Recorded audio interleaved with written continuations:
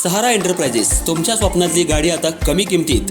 इचलकरंजी शहरालगत असलेल्या कबनूर चंदूर रोडवर कोन्नूर पार्कमधल्या सहारा एंटरप्राइजेस इथं पश्चिम महाराष्ट्रातली विविध बँका आणि फायनान्स कंपन्यांनी जप्त केलेल्या जुन्या दुचाकी आणि चारचाकी गाड्यांची विक्री केली जाते। शोरूम किमतीपेक्षा 25 ते 50% पर्यंत कमी दरात, उत्तम स्थितीत आणि संपूर्ण कागदपत्रांसह त्वरित डिलिव्हरी। दुचाकी 20,000 पासून पुढे तर चारचाकी 50,000 पासून पुढे। आपल्या पसंतीची कार किंवा बाईक आता अगदी परवडणाऱ्या दरात घेऊन जा। विश्वास, पारदर्शक व्यवहार आणि उत्तम सेवा हेच आमचं वैशिष्ट्य। पत्ता Konnur park, Kabnur Chandur road, Ichalkaranji. Proprietor Rajubhai Ajgar. संपर्क 8055810910 आणि 9860785786। सहारा एंटरप्राइजेस, दर्जा, विश्वास आणि बचत यांचं परिपूर्ण।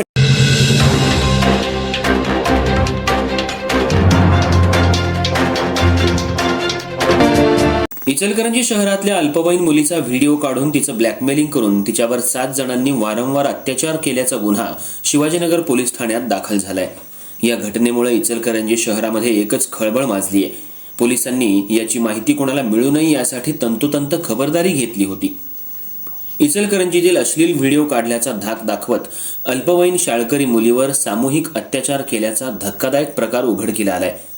अत्याचाराचा व्हिडिओ तयार करून तिचा शारीरिक आणि मानसिक छळ करत विनयभंग केल्याचंही उघडकीला आलंय। या प्रकरणी शिवाजीनगर पोलिसांमध्ये 7 जणांविरोधात गुन्हा दाखल करण्यात आला असून अमन आदम शेख वय 20, अल्ताफ बशीर नायकवडे वय 21, अनिकेत संजय भोरे वय 23 तिघे राहणार इचलकरंजी या तिघांना अटक करण्यात आली आहे। या प्रकरणी पोलिसांकडून मिळालेली माहिती अशी, पीडित मुलीनं फिर्याद दिली आहे। मार्च महिन्यात मोबाईलवर काहीतरी दाखवायचंय असं सांगून संशयितांनी संबंधित अल्पवयीन मुलीला बोलवून घेतलं। एका संशयिताच्या घरात अन्य 3 संशयित उपस्थित होते।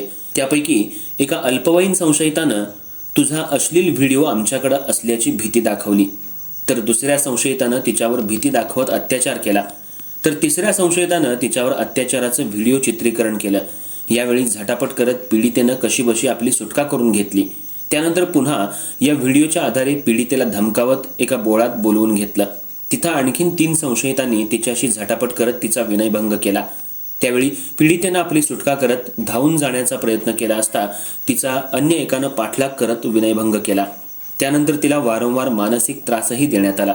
ती शाळेला जात असताना एक संशयित तिचा सातत्यानं पाठलाग करत होता, तर काही संशयित तिची छेडछाड करत अत्याचाराच्या व्हिडिओवरून आणि संशयितांच्या नावावरून तिला टोमणे मारून त्रास देत होते। या प्रकारामुळे पीडित मुलगी आणि तिचं कुटुंबीय भयभीत झालं होतं। अखेर या त्रासाला कंटाळून तिच्या कुटुंबियांनी पोलीस ठाण्यात धाव घेत तक्रार दिली आहे। पोलिसांनी 7 संशयितांना ताब्यात घेतलं असून त्यापैकी 4 जण अल्पवयीन असून शेख, नायकवडे आणि भोरे या तिघांना अटक करून न्यायालयात हजर केलं असता त्यांना सोमवारपर्यंत पोलीस कोठडी सुनावली असल्याची माहिती पोलीस उपअधीक्षक विक्रांत गायकवाड यांनी दिली। दरम्यान 2 दिवस तक्रार दाखल होऊनही या घटनेची वाच्यता होऊ नये यासाठी पोलिसांकडून खबरदारी घेण्यात आल्याची आणि प्रसार माध्यमांपर्यंत याची माहिती पोहोचू नये यासाठी ही आटापिटा करण्यात आल्याची चर्चा आहे। त्यामुळे या प्रकरणाच्या पारदर्शक तपासाबाबत आव्हान निर्माण झाले। या घटनेमुळे शहरात संतापाची लाट उसळली आहे।